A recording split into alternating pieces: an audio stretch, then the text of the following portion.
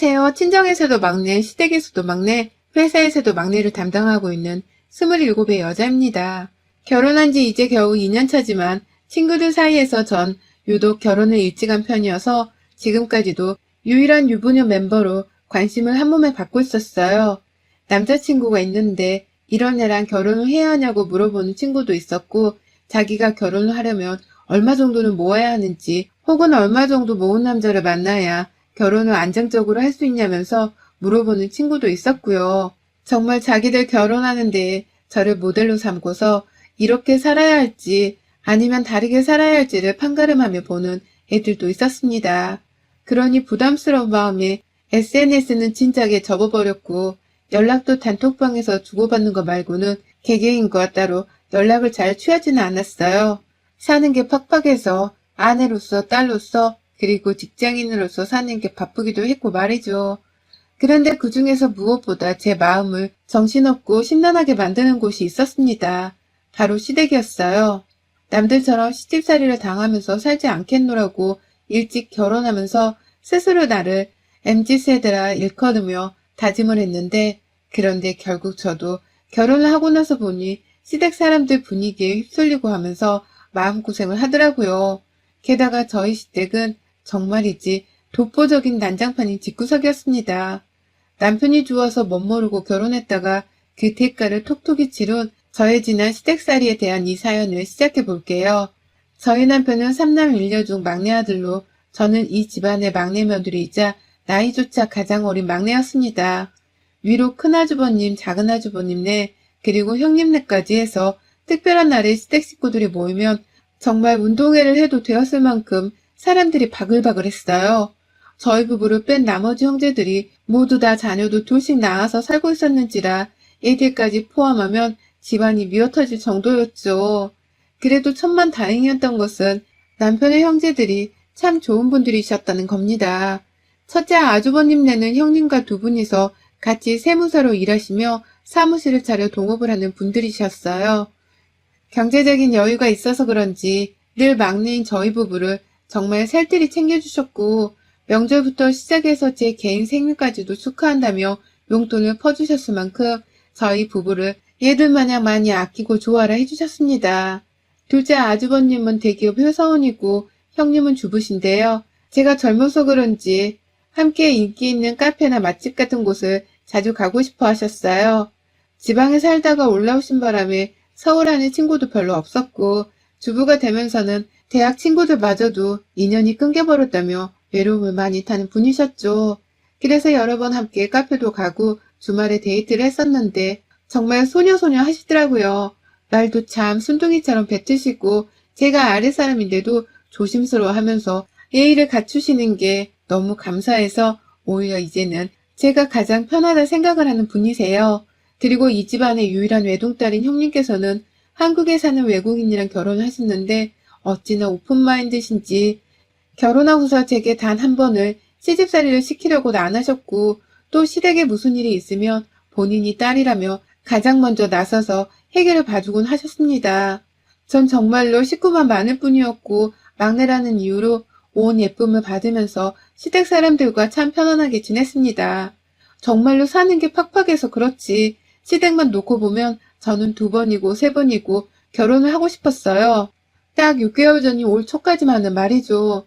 시아버지의 폭탄 선언과 함께 온 집안은 돌이킬 수 없을 정도로 쑥대밭이 되어버리고 말았습니다. 평소 저희 시아버지가 참 제비 같은 분이셨습니다.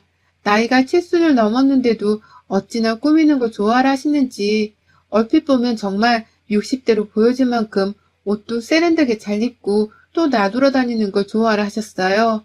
그럴 돈이 있으면 막내 아들네한테 용돈이라도 좀 주시면 좋으련만, 연금 받는 돈으로 죄다 본인 꾸미는 것에 투자를 하시는 건지 매번 볼 때마다 옷도 바뀌고 새로운 아이템들이 집안에 쌓이더라고요. 그걸 보던 시어머니의 표정은 늘 굳어 계셨고요. 어머님께서는 사실 제가 결혼하면서부터 몸이 많이 안 좋으셨습니다.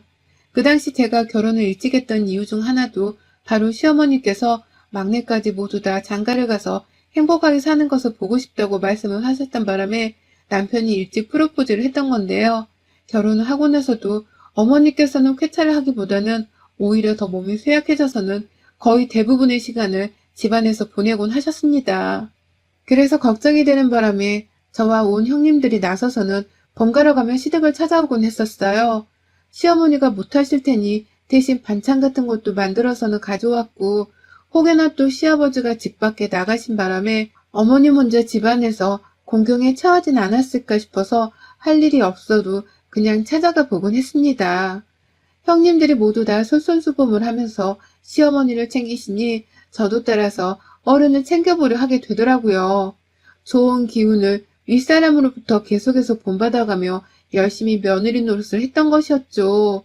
그러다 한 번은 제가 시댁 앞에서 아주 우연히 믿기 힘든 광경을 목격했습니다. 시어머니께서 온전히 두 발로 걸어서는 집 밖에 나와 계신 거예요. 그리고 그 옆에서는 시아버지가 아주 활짝 웃으면서 시어머니의 손을 잡더니만 그 길로 쭉 골목길을 빠져나가시더라고요. 희한했죠. 두 분이서 그렇게 스킨십을 하는 걸 본 적도 없었고, 더군다나 근래에 시어머니가 집 밖에 지팡이 없이 나와 계신 것도 본 적이 없었으니까요. 그 당시 반찬을 싸가져 가는 길이어서 어찌할까 하다가 집안에 놔두고서 그냥 나오자는 생각으로 저 혼자서 시댁에 들어갔습니다. 비밀번호는 가족들끼리 다 공유를 하고 있어서 이미 아는 중이었고요. 그런데 저는 시댁에 들어갔다가 놀라 기절하는 줄 알았습니다.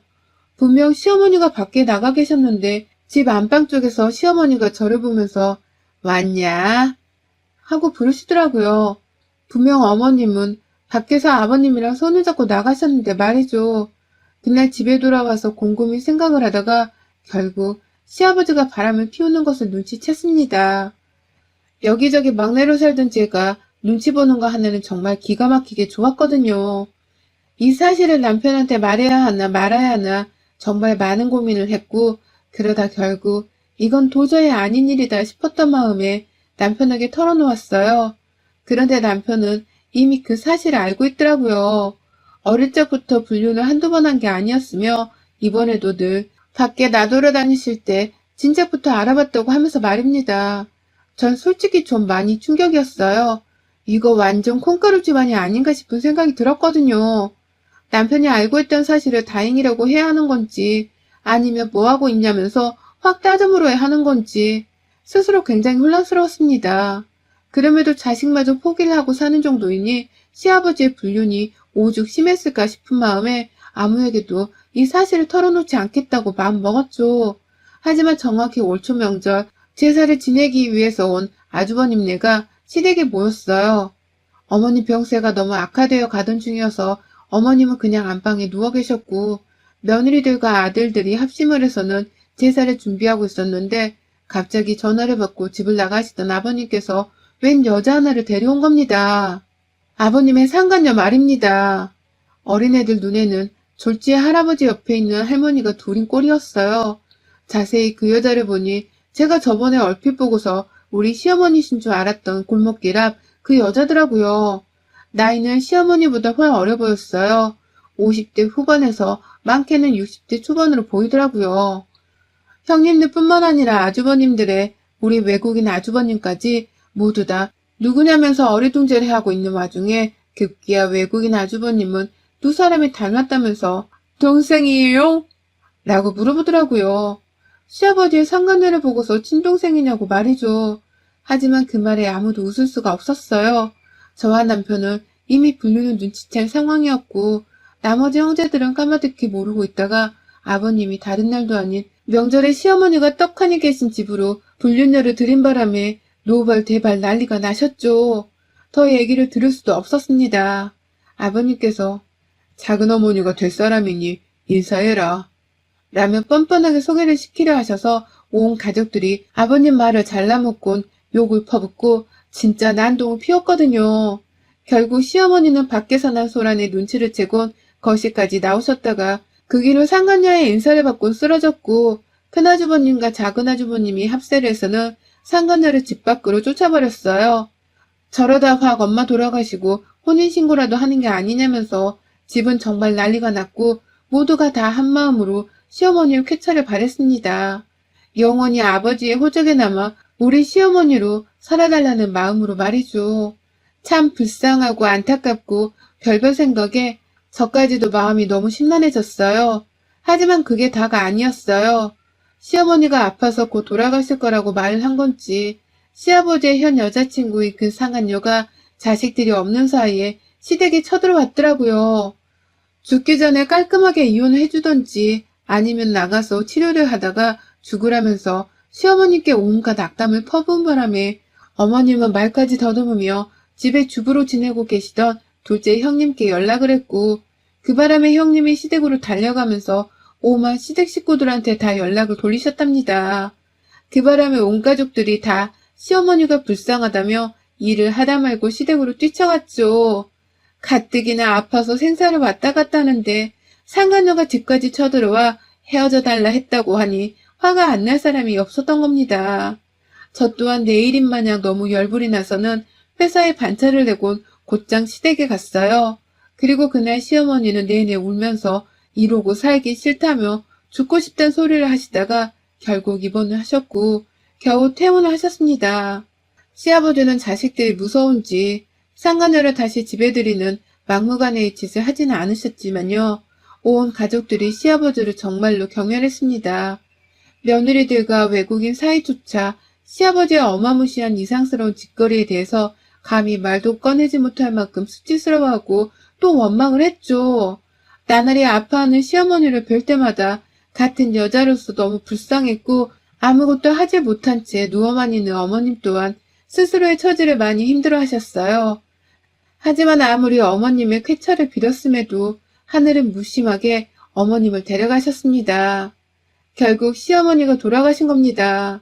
저를 포함한 온 식구들이 장례식장에서 목 놓아 울었어요. 이렇게 가시면 억울해서 제대로 떠나실 수나 있겠냐면서 특히나 저희 셋째 형님은 정말 힘들어 하셨습니다. 유일한 딸이어서 시부모님께 둘 다 많은 사랑을 받고 자랐다고 하셨는데 시아버지의 외도로 괴로워만 하며 사신 시어머니를 향해 감정이입이 많이 되신 것이었죠. 그런 형님은 달래고 또 제 남편을 달래느라 저도 정말 힘들었어요. 회사고 뭐고 저희 시어머니 가시는 길이라도 제대로 가게 해드리고 싶어서 저도 온전히 장례식장에서 거의 살다시피 하며 있었습니다. 그런데 아이고, 저 진짜 하마터면 시아버지 멱살을 잡을 뻔했어요. 글쎄 시아버지가 그 상간녀를 시어머니 장례식장에 데려온 겁니다. 그것도 상복을 입힌 채로 말입니다. 아니 상중에 있는 사람이 입는 옷인데 그걸 왜 시아버지의 상간녀가 입고 있는 건지 그 꼴을 보자마자 저를 포함해서 온 가족들이 불같은 분노에 휩싸이는 걸 저 분명히 봤습니다. 상간녀가 들어오는 순간 꺼이꺼이 울고 있던 셋째 형님이 무슨 폭격기 마냥 옆에서 슝 튕겨나가서는 상간녀한테로 달려든 바람에 온 가족들이 정신없이 형님을 따라가며 분노를 표출했어요. 형님의 손에 머리채가 잡혀서는 장례식장 테이블 위에 놔둔 상간녀를 따라서 시아버지는 아이고 네 새엄마한테 뭐하는 짓거리냐. 내가 널 이렇게 가르쳤냐? 라면서 어떻게든 윗사람 취급을 하면서 상간녀를 더 지키려고 하셨는데요. 그 바람에 형님은 더욱 화를 내셨죠. 아버지는 저 이렇게 안 키우셨잖아요. 그런데 아버지는 왜 이렇게밖에 못 사세요? 엄마 장례식장에 이게 무슨... 라면서 시아버지를 향해 피토하듯 화를 내다 결국 뒷목을 잡고 쓰러지셨고요. 그 바람에 외국인 아주버님은 한국말을 조금 하시는 분이신데도 불구하고 What the fuck? fuck! 그 외치면서 형님을 업고 나가셨습니다. 너무 순식간에 일어난 일이라 둘째 형님이 얼떨결에 쓰러진 형님을 챙기겠다고 외국인 아주버님을 따라 같이 장례식장을 빠져나가셨고요. 저는 온 시댁 윗사람들이 시아버지와 상간녀한테 욕을 쏟아붓는 사이 유심히 상간녀를 봤어요. 온 가족들이 상간녀보다도 그런 상간녀를 장례식장에 데려온 시아버지를 향해 원망하듯 말하던 사이 슬그머니 시아버지 옆에서 팔짱을 끼면서 나 기껏 장례식장에 도리 지키려 왔는데 이런 취급을 받아야 해? 라고 말을 하더라고요. 그 말을 끝내는 순간 멀찌감치서 보고 있던 저와 눈이 딱 마주쳤는데 상간녀가 피식거리면서 고개를 절레절레 하더니 말하는 겁니다. 아유 참 자식들 수준하고는 라고 말입니다. 제가 멀리서 너무 쇼크를 받은 나머지 제대로 가족들 사이에서 시아버지를 향해 욕도 못하고 멍하니 서있자 아버님의 상간녀 눈에는 제가 그저 사람들 틈에 섞이기 싫어서 잠시 거리를 두고 있었던 것으로 보였나 보더라고요. 상복을 입고 조강지차 장례식장에 나타난 본인의 짓거리에 충격을 받아서 어쩔 줄 몰라 하던 제 표정을 상간녀는 그저 뭘 이렇게까지 난동을 피우나 라고 생각을 하고 있다는 것처럼 본 것입니다. 한마디로 뭐 눈에 뭐만 보인다더니 저를 지편을 들어줄 아군으로 생각을 한 것이었어요. 그 순간 앞에서 시아버지를 향해 욕을 날리던 온 자식들이 상간녀에게로 이목을 집중시켰어요. 그리고 이내 상간녀가 바라보고 있던 중인 저에게도 시선이 쏠렸죠. 큰형님은 지금 이 아줌마가 뭐라는 거야? 자식들 수준하고는? 당신 지금 뭐라고 했어? 동서! 이 아줌마가 동서한테 뭐라고 한 거야? 라면서 믿을 수가 없다며 당장에 상간녀의 멱살을 쥐어잡았는데 그 순간 시아버지가 다들 그만두지 못해? 윗사람한테 자꾸 무식하게 폭력이나 쓰려고 하고 말이야. 딱 그만둬. 며느리가 어딜 감히 시애비 여자한테. 라면서 큰형님을 나무라셨어요. 나무란 게 아니라 일방적으로 혼을 내신 거였죠. 장례식장은 이미 난장판이 되었고 조문객들이 하나도 못 볼 꼴을 본다면서 빠져나가고 있던 상황에서 시아버지까지 멀쩡한 우리 형님한테 상간녀를 윗사람 대접하라고 혼을 내시니 저도 슬슬 분노가 치밀어 올랐습니다. 내게는 너무나 좋은 시댁이었고 좋은 사람들이었어요. 그런데 그런 집안에 우울한 그림자를 들이우더니만 시어머니 돌아가신 지 얼마나 되었다고 상간녀를 들여서는 셋째 형님은 쓰러지시고 나의 큰형님은 사람들 앞에서 개쪽을 당하며 상간녀보다 못한 취급을 당하시다니. 그러니 저도 막내라고 가만히 뒷전에서 사태 파악만 하고 있을 수가 없더라고요. 어떻게든 더 이상 시어머니처럼 할 말 못한 채로 죽어서 입을 다물어야 하는 꼴은 면하게 하고 싶었습니다. 아버님, 쪽팔리시죠? 지금 너무 쪽팔려서 콱 죽어버리고 싶으시죠? 라고 말을 했어요. 누가 저를 향해서 어린 년이 말을 함부로 한다고 해도 상관없었습니다. 저는 오히려 제가 어리니까 어린 제 눈에도 시아버지와 상간녀의 모습이 짐승만도 못하다는 걸 적나라하게 보여드리고 싶었어요. 제 말이 끝나자 아니나 다를까 시아버지는 저 어린 놈의 자식이 어디서 감히 너 지금 뭐라고 했냐? 확 입 안 다물고 있어? 라면서 저를 향해 콧방귀를 뀌시면서 화를 내시더라고요. 그리고 이내 가족들 싸움에서 가만히 지 할 말을 하며 뻔뻔스레 서있던 시아버지의 상간녀가 저를 향해 말하더라고요. 어른들 대화 나누는데 어린애가 함부로 끼는 거 아니야. 시아버지 얘기하시는데 어딜 머리에 피도 안 마른 게. 라고 말이죠. 세상에 꼴에 우리 시아버지 첩이라고 가장 어려 보이는 저를 향해서 시어머니 짓을 하려고 하더라고요. 어른들 대화에 끼라마라 하면서 감히 저한테 입을 다물라고 말이죠. 그 소리를 듣고 가만히 있을 제가 아니었습니다. 저뿐만 아니라 저를 막내라고 예뻐해 주셨던 오마 시댁 식구들이 가만히 있을 리가 없었습니다. 저도 가만히 있으려고 한 건 아니었는데요. 가장 먼저 저희 남편을 시작으로 저희 큰형님과 큰아주버님 그리고 작은아주버님까지 온 식구들이 이 옆에 내가 어디서 시자 노릇이야? 라고 하면서 상간녀를 향해 달려들었어요. 졸지에 예쁨 받는 막내 며느리한테 한 소리 했다는 이유로 식구들이 더는 못 참겠다고 달려들어 버린 겁니다. 그 와중에 마누라한테 쓴소리했다고 제 남편이 가장 열이 받아서는 내 아버지도 아니니까 당장 여기서 나가요. 엄마 보기 쪽팔리고 미안해서 내가 어떻게 아버지를 이 안에 들여요. 나가라는 말 안 들려요? 라면서 시아버지까지 싸잡아서는 어떻게든 장례식장에서 쫓아내겠다고 안달이었고요.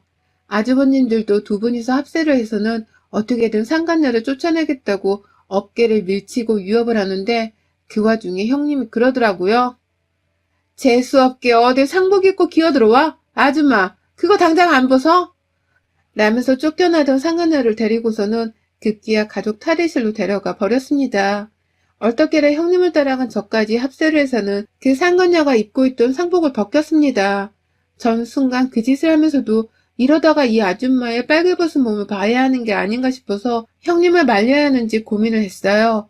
그 아줌마는 속에다가 속바지에 속내의까지 챙겨서 입었더라고요. 그 뻘뻘거리는 더워 죽겠는 한여름의 말입니다. 그 덕분에 저뿐만 아니라 형님까지 옳다구나 하면서 바로 밖에서 시아버지와 실랑이를 하고 있던 아주버님들을 불렀어요. 그제서야 탈의실 안으로 들어온 아주버님들은 속내의만 달랑 입고 있던 시아버지와 상간녀를 마치 합의라도 한 듯이 질질 끌어당겨서는 탈의실에서 그리고 시어머니 장례식장에서 영영 내쫓아 버렸습니다. 끌려가는 길 내내 그 아줌마는 시아버지와 무슨 사랑의 오적교라도 권하려는지 오빠! 라고 하면서 시아버지 손 한 번을 잡겠다고 난리를 피웠어요. 같이 나가겠으니 놔달란 소리를 해대면서 말이죠.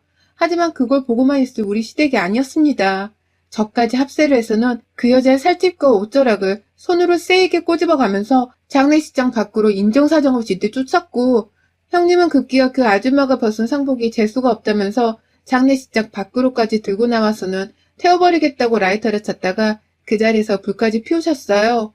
졸지에 신고당할 뻔하고서 저까지 가슴을 졸였는데 다들 상간녀의 출몰로 난장판이 된 집구석이란 걸 보고 알았는지 아무도 제지를 하지 않더라고요. 급기야 말리러 온 직원분도 한켠에 소화기 하나를 들고서는 가만히 그 상복이 다 태워지길 구경만 하고 계셨어요. 불타는 상복에 형님의 눈초리까지 받으니 그 상간녀도 절대로 만만한 집구석이 아니다 싶었는지 바로 자리에서 도망치더라고요. 아버님 손을 꼭 잡고 말입니다. 그런 두 사람의 뒷모습을 보면서 저희 남편과 온 시댁 식구들이 말하더라고요. 시아버지랑은 완전히 부모 자식 간의 연까지 끊어버리겠다고 말이죠. 이대로 영영 연을 끊고서 사람 취급 안 하고 사는 게 돌아가신 시어머니를 향한 도리일 거라는 말을 덧붙이면서요. 그 말에 저도 격하게 공감을 했고요. 큰형님네는 고소를 하겠다고 난리셨습니다. 생각을 할수록 분해 죽겠다면서 큰아주버님은 화를 참지 못하셨고 결국 돌아가신 시어머니를 대신해 상간죄로 고소할 수 없겠냐면서 당장 장례식장을 뛰쳐나가서는 변호사 사무실을 찾으러 다니셨어요. 얼떨결에 제가 맏며느리 노릇을 자처하면서 끝까지 장례식장에 남아있어야 했는데 진짜 기분이 역같더라고요. 내 남편이 상간녀를 내 장례식장에 데려왔더라면 죽어있는 내 심정이 어땠을까 싶어서 말입니다. 그래서 시어머니 영정사진을 붙들고 불쌍하다며 엉엉 곡소리를 내며 울었습니다. 절반은 분노가 어려진 눈물이었고요. 다행히 장례 마지막 순간에는 온 형제들이 다시금 장례식장에 다 모였습니다. 정신을 차린 셋째 형님은 여전히 눈물바람이셨고 온 시어머니의 자식들뿐만 아니라 며느리들까지도 한마음으로 엉엉 울었어요. 그리곤 좀 더 굳게 다짐을 했습니다. 이제부터 우리 사이의 시아버지의 존재는 절대로 없을 거란 걸 말입니다. 가지고 있는 재산이라 해봤자 집 한 채의 연금이 전부였는데 당장에 푼돈이 필요한 것이 아니었던 자식들은 미련 없이 그 재산을 포기했어요. 어차피 아버님 돌아가시면 소송을 해서라도 자식 몫은 되찾을 거라면서 다들 일단은 나몰라라 한 것이죠. 그 바람에 시아버지는 가지고 있는 집을 팔지도 못한 채 그냥 연금에 의지하며 그 집에서 자식들에게 버림받은 채로 상간녀랑 원하던 연애를 하며 사시게 되었고요. 저랑 형님들의 합세를 해서는 그 집안에 있는 살림살이와 어머님 유품까지 모든 것을 거덜내온 바람에 시아버지는 거의 빈집에서 다시 살림을 꾸려가며 집을 채워나가야 하실 수밖에 없었습니다. 그 때문에 돈을 한두 푼 써야 하는 게 아니라면서 막내인 저한테로 살림살이 좀 채워달라고 연락을 해오셨는데 다행히 옆에 있던 남편이 욕을 한 바가지 퍼부으며 연락하지 말란 말과 함께 전화를 끊어줘서 제가 딱히 해야 할 건 없었어요. 그냥 그렇게 저는 계시던 시부모님을 두 분 다 떠나보낸 후 형님들, 아주버님들과 자식들끼리 똘똘 뭉쳐서는 앞으로를 살아가게 되었습니다. 전 지금도 돌아가신 시어머니를 생각하면 불쌍해 죽겠어요. 그리고 그날 장례식장에서 시아버지의 상간녀가 당한 개망신을 생각하면 통쾌해 죽겠기도 하고요. 앞으로도 얼마든지 돌아가신 시어머니를 위해서 상간녀 하나 정도는 개묵살을 시키며 살 생각입니다. 그 생각 하나로 우리 시댁 형제들이 똘똘 뭉쳐서는 사는 중이기도 하고요. 하늘에 계신 어머님이 이런 저희 모습을 보면서 조금이라도 웃으시길 바라는 마음입니다. 어머님, 보고 싶어요. 여러분의 생각은 댓글로 남겨주세요. 오늘도 시청해주셔서 정말 감사합니다.